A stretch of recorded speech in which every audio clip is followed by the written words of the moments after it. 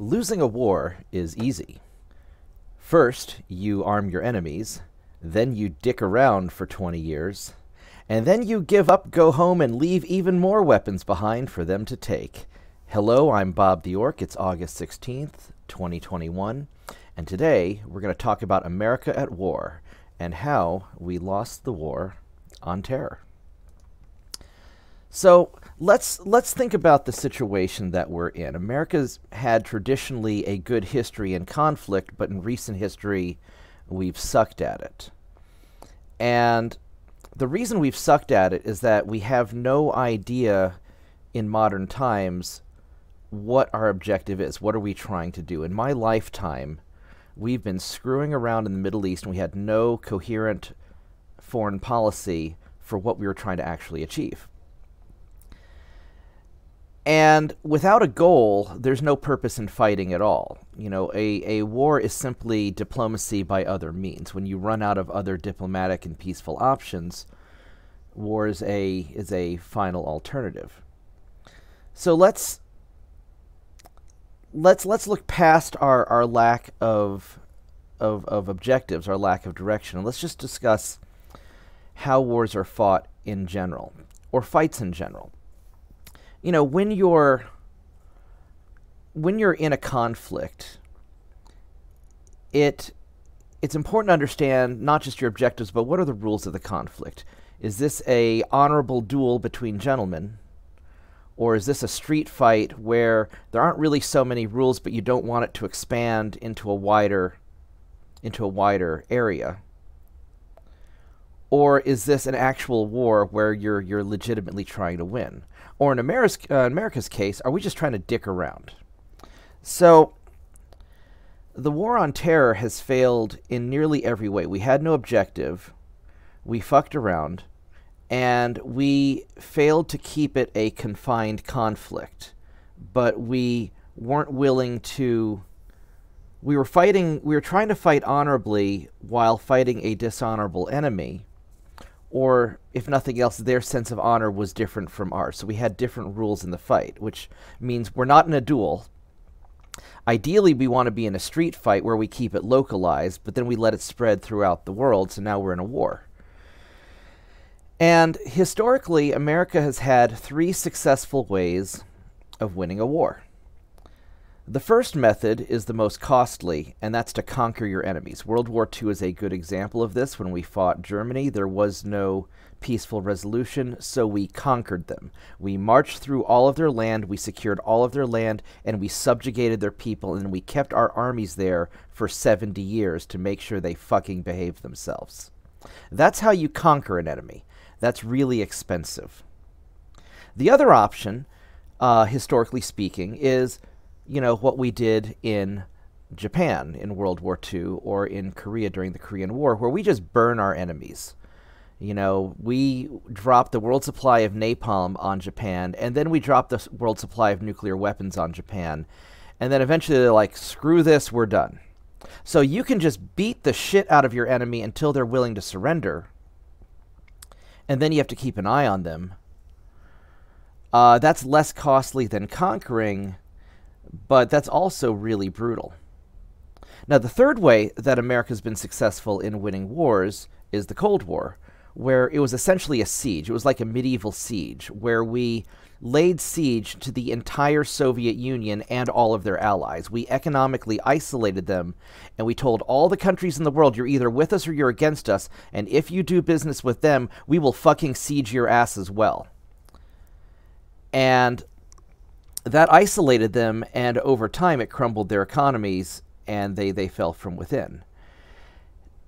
A siege is the least costly method of winning a war, but it takes the longest. And if you're on a time constraint, like we were in World War II, you can't do that. But if you have time and you don't want it to escalate into a costly battle, then siege is viable. Now, when it comes to the war on terrorism, we were never going to conquer them. The terrain is disadvantageous, and the people, much like in Vietnam, were so intermingled between our friends and our foes, there was no way to sort them out. We were never going to subjugate these people. Nor is it necessarily our business to subjugate them. Their culture and way of life is completely different from ours, so they would never allow themselves to be subjugated. The Germans in World War II had a relatively compatible culture other than the kill the Jews thing, and so we were able to subjugate them, use rule of law, get rid of the Nazis, and revitalize their country. That was never going to happen in Afghanistan, where you have a functionally corrupted medieval society with a completely different belief structure. And that's okay. That's their society. We shouldn't be trying to subjugate people necessarily.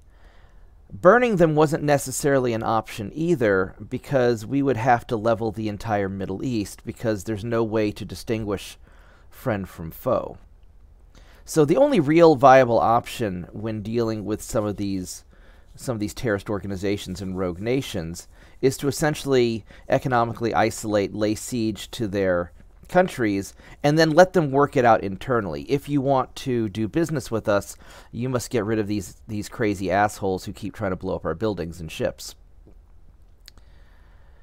But that's a long view, and America in recent years has not taken a very long view, certainly not since the Cold War, because our arrogance thought that because we're fighting these primitive people,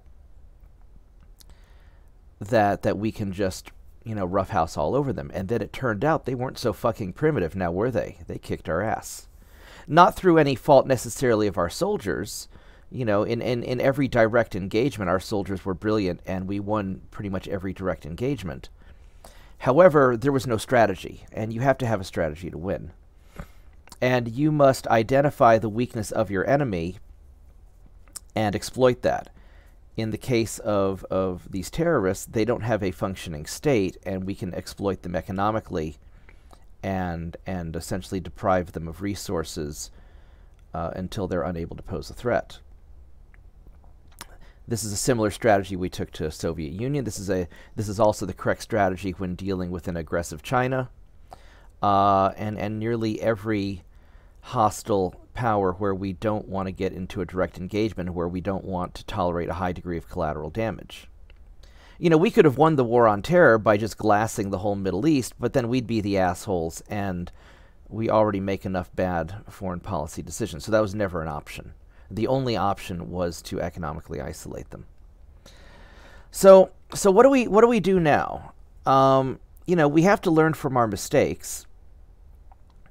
Not that America is very good at that in recent years, but the people certainly are. The American people are intrinsically an isolationist people. We're generally a very generous people. We want to be left alone, and we don't want to mingle in the world's business. We don't really want to mess with other people's business. Our politicians, on the other hand, have a more global mindset, and they just love getting us involved in everybody else's drama, which is a big damn mess. Up until World War II, we were generally very isolationist. We only got involved in World War II because there was no other choice.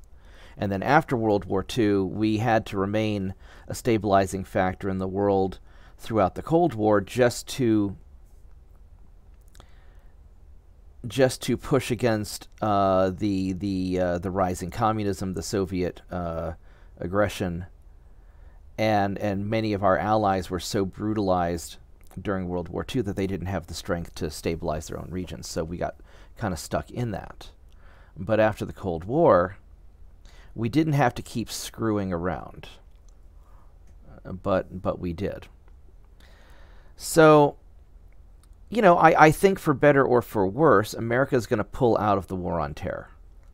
We'll probably return to a mowing the lawn strategy where every 5 or 10 years you just kill as many of the terrorists as you can, which is a terrible strategy, but that's probably what we're going to do, and we're probably going to dick around until the next major crisis.